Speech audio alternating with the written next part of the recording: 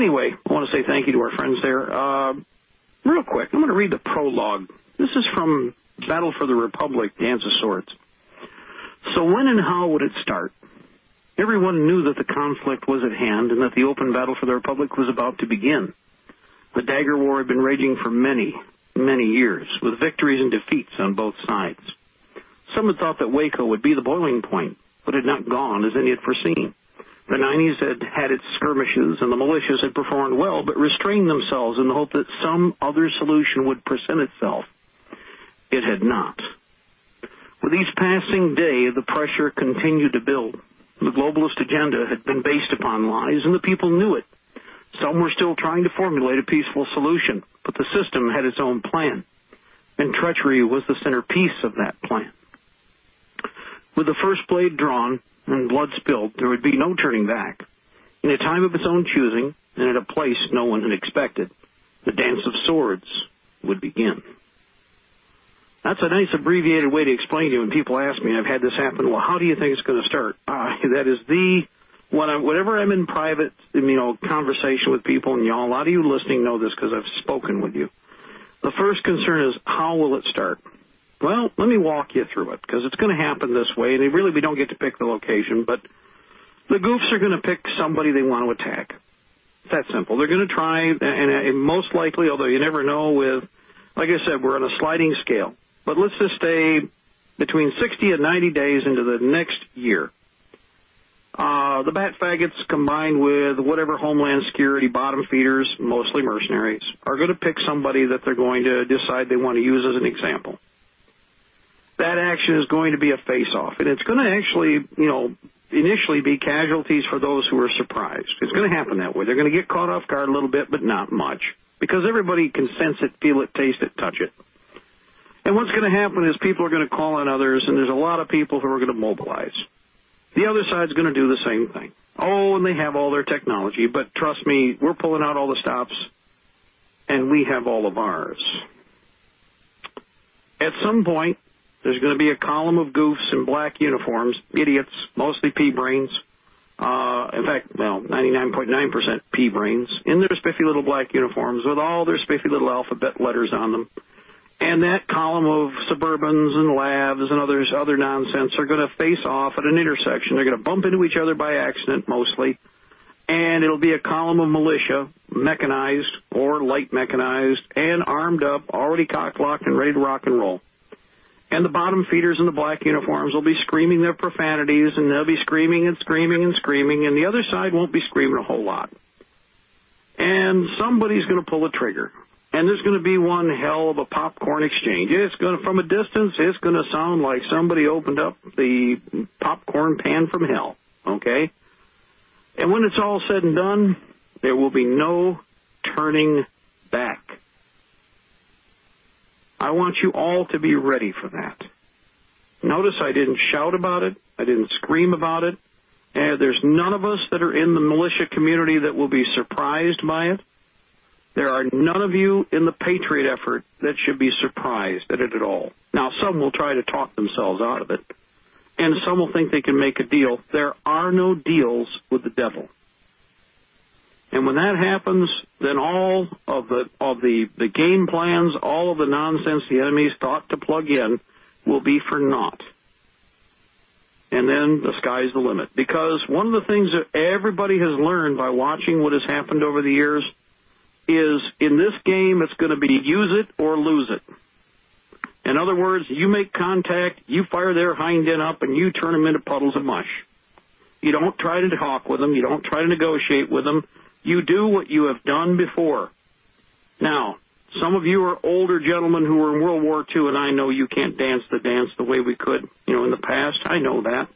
But by God, you can still run a radio, and you can still drive a truck. Or you can at least help with men that are wounded or individuals that are hurt when the time comes and help to maintain the fabric of our society. But there's another group of veterans, the Korean War veterans, and guys you're getting long in the tooth to. You don't need to tell me. I know we got a lot of gentlemen in there. Throw one of these in. And you know what?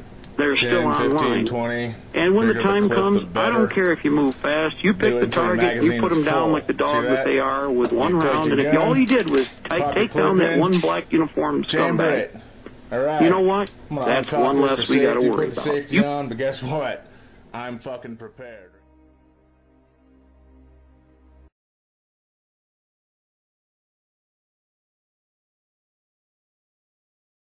Friends and compatriots, we live in dark times. Adults and children alike are being subjugated to electric shock by taser, having their bones broken, and being detained for simple misjudgments and errors, such as dropping a birthday cake, skateboarding, or even just for speaking their minds. Our election system is strife with fraud and has been corrupted beyond the point of fair and equal elections.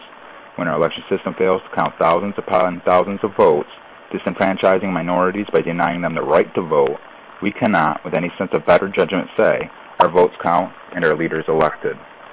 Our dollar, our currency, is becoming more worthless by the day. The IMF and others are now publicly attacking us. They say that our dollar is overvalued, even though the dollar has lost over half of its value against the euro since 2001. Hello again. Well, as you know, the U.S. economy is collapsing. It's been predicted by lots of people already. If you've watched the stock markets, you see that downward declining on a regular basis.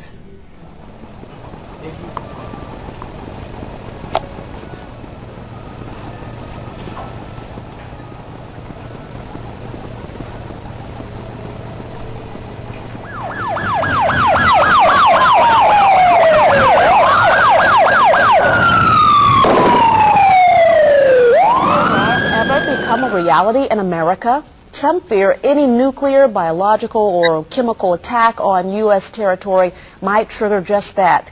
And as KSLA News 12's Jeff Farrell discovered, the clergy would help the government with potentially their biggest problem, us. From my cold, dead hands. Charlton Heston's famous declaration captures a truly American value, the overarching desire to protect our freedoms. But gun confiscation is exactly what happened during the state of emergency following Hurricane Katrina in New Orleans. U.S. troops also arrived, something far easier to do even now thanks to last year's elimination of the 1878 Posse Comitatus Act. That forbid U.S. troops from policing on American soil. If martial law were enacted here at home, like depicted in the movie The Siege, easing public fears and quelling dissent would be critical. And that's exactly what the Clergy Response Team, as it's called, helped accomplish in New Orleans. Jeff, the primary thing that we say to anybody is let's cooperate and get this thing over with. And then all right, civil unrest. Everybody's talking about it. Everybody is talking about what they think might happen. People are talking about the military moving into the cities and implementing a martial law. Well, Peter Schiff spoke about this. He said there were three groups we should keep an eye on: the middle class, the working class, and college students. Which one of these three groups do you think will be the first group to basically get violent and lose it? You know, if the economy does get as bad as people are saying, I think you're going to see a lot from all three groups. And I think that protest in Chicago, that sit-in, was just the beginning. You have the middle class people, a bunch of 40, 50, 60-year-olds who worked their entire lives, went to college, did everything right. They have their 401k, they have their pensions, and is being wiped out. If things go as badly as I think it's going to go next year, although I hope I'm wrong, who knows? If things really do go as bad as Peter Schiff and Gerald Celente is predicting, they're going to lose everything. They're going to lose their homes. They're going to lose everything. I mean, how will these people react to losing absolutely everything? I don't know. I mean, obviously they're going to be heartbroken, but I mean, which group is going to get violent first? Will it be the working class? I don't know. Working class people, I mean, these people have worked and worked and worked, and for all that work to just go down the drain,